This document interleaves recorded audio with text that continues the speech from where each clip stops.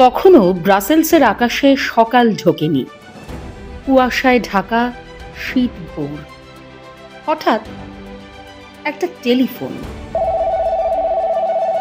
একটা ফোন, যা এক মুহূর্তে একজন নারীর জগৎকে ছিন্ন ভিন্ন করে দিল। 28 বছরের তরুণী শেখ হাসিনা জানতেন না পরের কয়েক সেকেন্ড তার জন্য কি অপেক্ষা করছে। মা নেই, বাবা নেই, ভাই নেই, পরিবার বলে যাদের জানতেন তারা কেউ নেই। কিন্তু এই মৃত্যু, এই শোক গড়ে তুলল এক ফিনিক্স পাখিকে, যিনি পরবর্তী সময়ে পুরো বাংলাদেশের ইতিহাস পাল্টে দিলেন। এটাই শেখ হাসিনার গল্প, যে গল্প প্রমাণ করে তুমি হারতে আসনি। 1975 সালের 15ই আগস্ট বাঙালির ইতিহাসে কলঙ্কময় কালো দিন।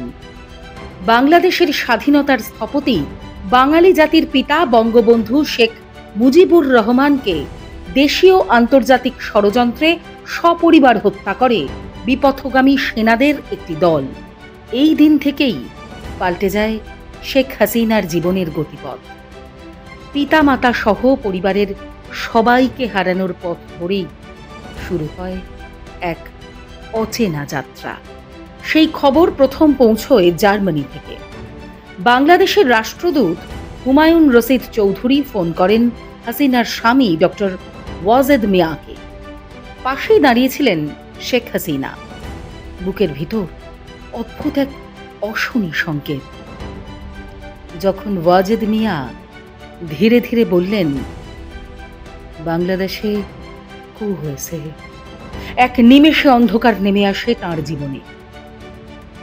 শেখ হাসিনা বুঝতে পারলেন তিনি আর কারো কাছে ফিরতে পারবেন না।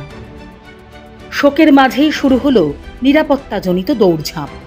ব্রাসেলসের রাষ্ট্রদূত সানাউল হকের বাড়িতেই থাকছিলেন হাসিনা ও রেহানা। কিন্তু দিন কয়েকের মধ্যেই তিনি জানিয়ে দেন তারা যেন তার কাছে বোঝা হয়ে গিয়েছিলেন। তাড়াহুড়ো করে বের করে দেওয়া হয় দুই বোনকে। এখন তাদের হাতে মাত্র $25। রাষ্ট্রদূত হুমায়ুন রশিদের দেওয়া হাজারখানেক জার্মান মুদ্রা দিয়েই বেঁচেছিলেন তারা সেই কয়েকটা দিন। জীবন তখন শুধু অনিশ্চিত নয়, ভয়াবহ ও বিপজ্জনক। বাংলাদেশের সীমান্ত পেরিয়ে হত্যাকারীরা চাইছিলেন শেখ পরিবারের কেউ যেন না বাঁচে। 24শে আগস্ট ফ্রাঙ্কফুর্ট বিমানবন্দর। গন্তব্য জানেন না কেউ, পাসপোর্টে নাম বদলানো, পরিচয় গোপন, চারিদিকে গুপ্তচর। কিশোর কিশোরী দুই সন্তানকে নিয়ে এক মায়ের শুরু হলো গোপন ফ্লাইট। 25শে আগস্ট সকাল 8:30 দিল্লির পালাম বিমানবন্দর। বাংলাদেশের মাটিতে রক্ত ঝরার ঠিক 10 দিন পর ভারতই হয়ে ওঠে তাদের অস্থায়ী আশ্রয়স্থল। কিন্তু ভারতও তখন জরুরি অবস্থার মধ্যে। শেখ হাসিনাদের নিয়ম করে দেওয়া হলো, বাইরে যাওয়া যাবে না, পরিচয় প্রকাশ করা যাবে না, এমনকি দিল্লিতে কারো সঙ্গে যোগাযোগ করা যাবে না। নিরাপত্তার জন্য 2জন প্রহরী। এই সময়টায় শেখ হাসিনা ও ওয়াজেদ মিয়ার নাম পর্যন্ত বদলে ফেলতে হয়েছে। যদিও ভারত প্রথম দিন থেকেই নিরাপত্তা দিয়ে সাহায্য করেছিল তাদের, কিন্তু রাজনৈতিক পরিস্থিতি দ্রুত বদলে যায়। 1977 সালে ইন্দিরা গান্ধী ক্ষমতাচ্যুত হলে নতুন সরকার হাসিনা পরিবারকে চাপ দিতে শুরু করে। বিদ্যুৎ কাটা, গাড়ি বাতিল, নিরাপত্তা কমানো। অন্তত পরিষ্কার ছিল যে শেখ হাসিনাকে ভারত ছাড়তে বাধ্য করা হচ্ছে। অবশেষে 6 বছর পর লন্ডন হয়ে নতুন এক নির্বাসনের জীবন শুরু হয়। 1981 সালের 17ই মে বিমান নামলো ঢাকার রানওয়েতে। 15 লক্ষ মানুষ, চোখে অশ্রু, মনে ক্ষোভ, স্বাগত জানালেন তাদের হারা মেয়েকে। বঙ্গবন্ধু কন্যা 2 হাত তুলে বাংলার কাছে দাবি করেন, আমাকে বিচারের পথ দেখাও। শোকের ধ্বংসস্তূপ থেকে উঠে দাঁড়ানো সেই নারী হয়ে উঠলেন বাংলার ফিনিক্স পাখি।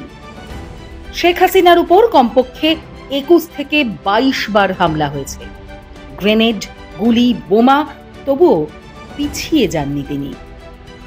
রাজনীতির ইতিহাসে খুব কম নেতাই এতবার মৃত্যুর সামনে দাঁড়িয়েছেন, তবুও তিনি বলেছিলেন, মরার ভয় নেই, আমি বাঙালির অধিকার রক্ষার জন্যই বাঁচি।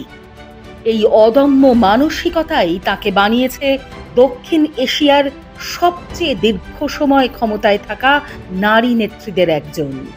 2024 সালের আগস্ট মাস, বাংলাদেশের সরকার পতনের পর তিনি ভারতে সাময়িক আশ্রয়ে।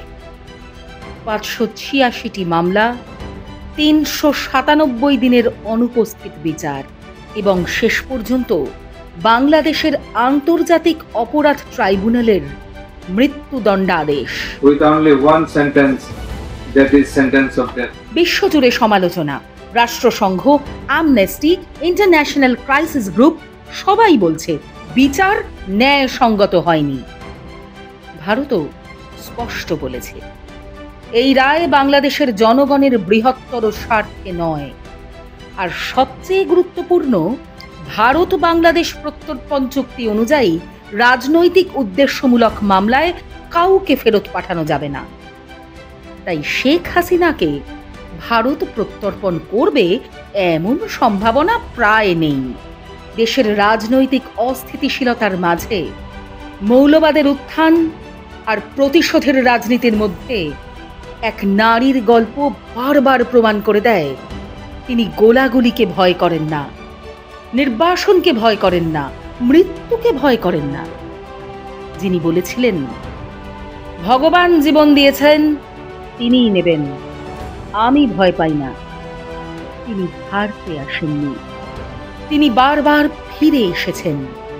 এটাই শেখ হাসিনা, এটাই বেঁচে ওঠা বাংলাদেশের নয়া গল্প।